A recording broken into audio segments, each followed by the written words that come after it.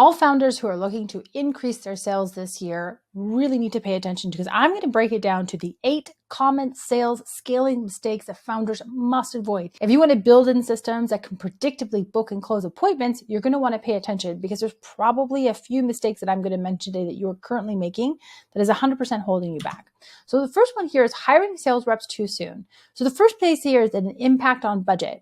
Oftentimes we don't take into account how much money we need to hold in the bank when we bring on these new sales reps, because chances are they're not going to close at the same rate that you were. You're now going to be spending money on your appointment bookings and your new leads coming in the door. And now you're also dealing with a new rep who might not be that good, or might not just be onboarded correctly, or perhaps they just don't know the industry well enough. But regardless, you're watching money flow down the drain. Regardless of how good that person is going to be, you want to make sure that you usually have about 4 months of marketing expenses on hand. That way, when things are not going the way that you wanted them to, we're not freaking out, because we still have money coming in the door and we still have enough money in the bank that allows us to float that rep until they get up to about a 20% closing ratio by the time that they've had 30 live calls. Okay.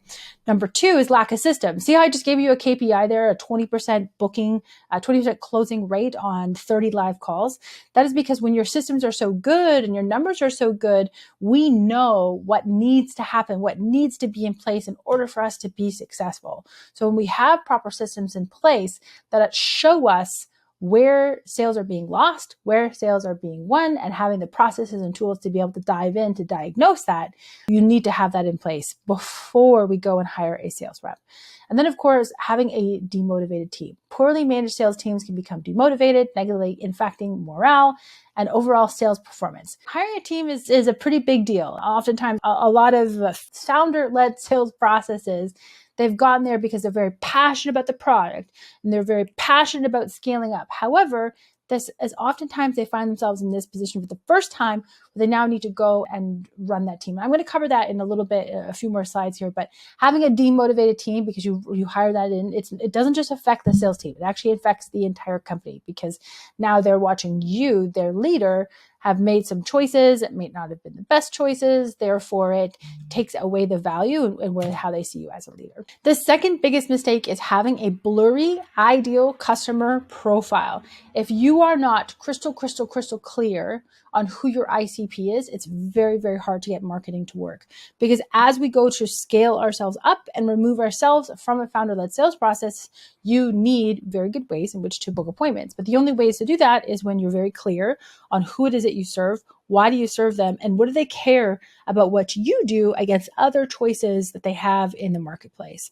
So when we don't have a clear ICP, it's very, very hard to have other people come in and work for us and be able to execute thoroughly. So we want to make sure that you're very crystal clear. And it's always good to start with, one niche, one industry, one person at that company, that title of whom it is that you're dealing with. Because when you have that one offer, one niche, one title, we're very clear on what is it that they want and the outcomes that they're looking for, and how do we position our products exactly to that.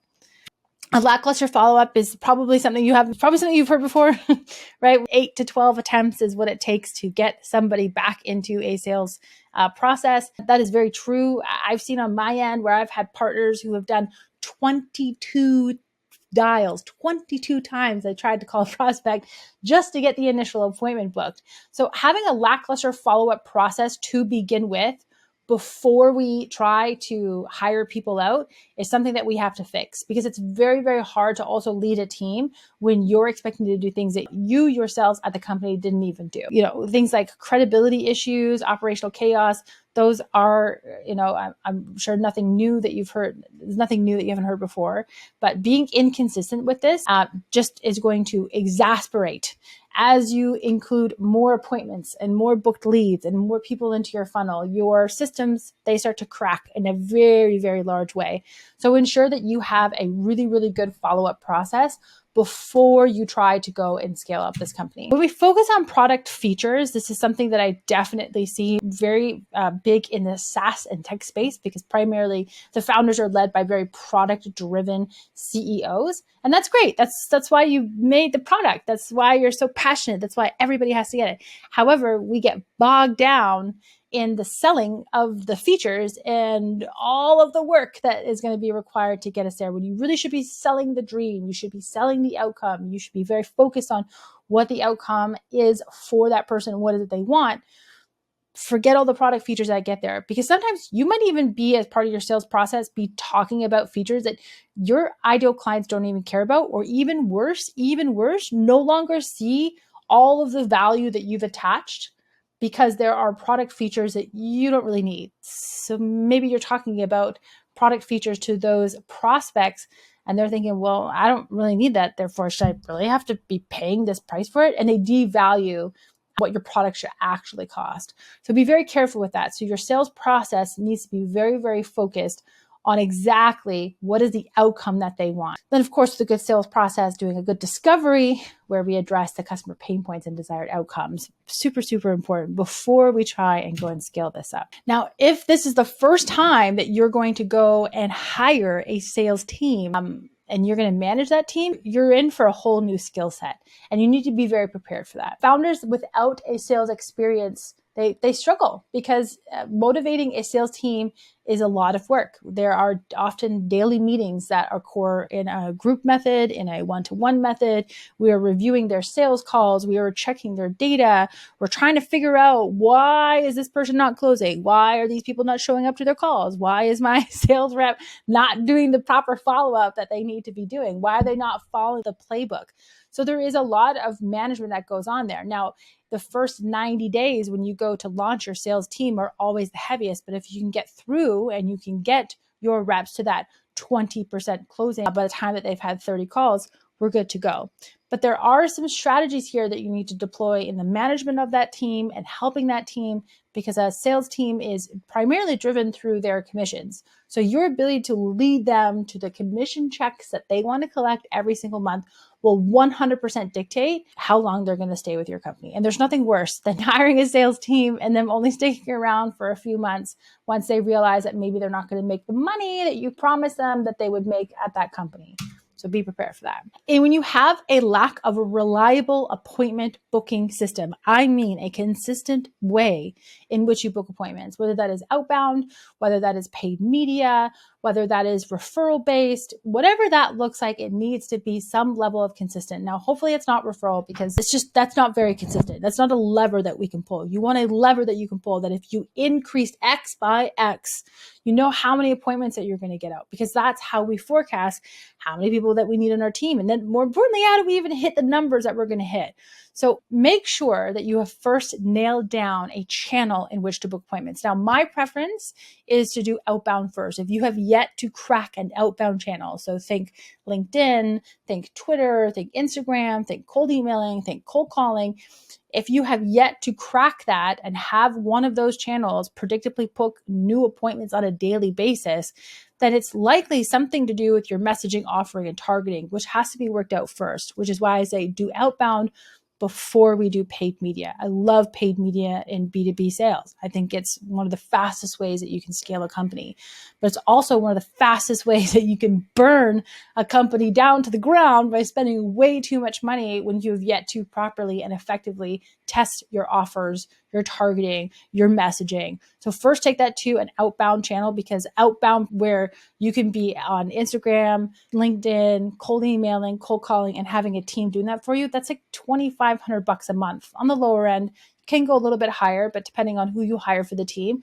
But do you see how that is a much more easier pill to swallow than the required $6,000 to $10,000 starting budget for a B2B sales campaign process? So have to think about, where are your best appointments coming from? How can you double down? And how can you get that to show up consistently day in, day out, that you know that you're going to be booking appointments with sales qualified leads? Lead scarcity, it can definitely demotivate a sales team when we bring on sales team members between setters to the actual closers, and we do not have a consistent way to generate that. That will 100% take a team and totally lose the plot, especially when our sales teams are dependent upon their commission checks and the primary of their base comes from commission. They need to see a constant flow coming in. The piece here, obviously unpredictable revenue. It is very, very hard to say, not to maybe just say it's easy, because I meet a lot of founders to do this, and they say, I want to do $1 million in annual recurring revenue by the end of 2024. And I'm like, okay, great. Like, how many appointments are we getting today? And they don't even know. They don't even know how many leads that they get and how many leads it takes to turn into an appointment. They don't know what their show up rate is. They don't know how many of those are actually qualified. You got to be tracking this stuff. But the only way that you're going to build a predictable way in which to grow your company is a certain way. The only way that we're going to build a predictable sales system is by first starting off with having a certain amount of leads that come in and knowing what your conversion rates to take those leads into appointments, and then those appointments into proposals and strategies. And you get my drift, but you can't have lead scarcity at the very top driving this demotivation across the team. And then, of course, burnout for the founders. You're always getting pulled into every which way. The last thing that you should be getting pulled into is lead generation. This is one of the easiest things to do at the company, because once you have established good messaging and good offers, having a team and some automations on your plate to help you with the sending of the messages, to help you with the booking of appointments, changes everything. And will have that burnout feeling that can come along with that. Just take it away, because at least if all you have to do is wake up and see, who am I talking to today? I'm telling you, that's just such a nice, better place to be. Here's what you need to do though in 2024. I'm going to open up my Figma board here, because I've got some fancy ways to share some of our methodologies. But essentially, when we are looking at building our sales processes, if we come over here, typically we want to start here. So start with outreach channels. I really, really love LinkedIn for the majority of B2B sales processes.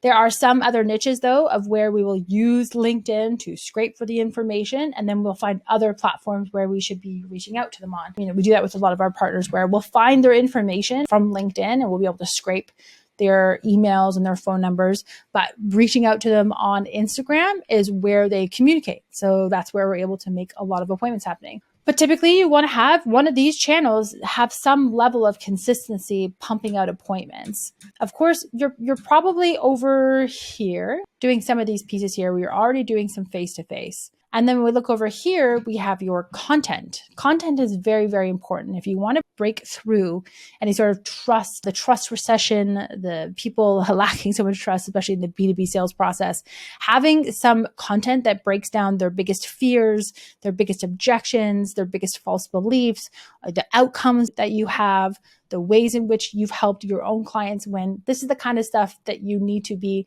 putting out on your own social media channels, creating various lead magnets out of it, but then having other ways they can come in and they can engage with us, whether that's through our email flows, hosting live workshops, having webinars, having a newsletter.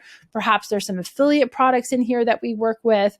But either way, we need to create these ecosystems that allow our people to come in, so that when they come in for an appointment with us, that they kind of already have a starting of what it is that we do and how do we help. And that's really what we want to have with our content, so that when we have a sales process, we have the right emails, text messages, and pieces of information going to them at the right time. So really 2024 should look like this. Get very, very clear on who it is that you serve and why do you serve them. And then the features that you have, how do they benefit your ICP? And then how do they compare you against other choices that they have in the marketplace? That's going to give you a lot of clarity on what you need in order to craft the correct messaging. Go and start with outbound and get outbound to have some level of consistency. Like, even if your consistency looks like, I know that every single week I'm going to generate at least 2 new appointments, congratulations. You have built a SACA process, a setting and closing of appointments. That's what you need. That's what you first should have in place. Until you have 4 months runway in your bank for covering your marketing expenses, until you are successfully closing cold traffic at a minimum of 30% closing rate, and until you have some level of consistency of new booked appointments that is not referral based coming into your pipeline, that is when you are ready to look at hiring and getting some help and starting to scale. But until those elements are in place, you should focus on those core processes to get you there. All right, I hope that helped you and some ideas on what you need to do to take action in 2024. If you have any questions, please drop them in the comments below. I review every single comment and I will try to respond back as quickly as possible. Now, let's go close some deals.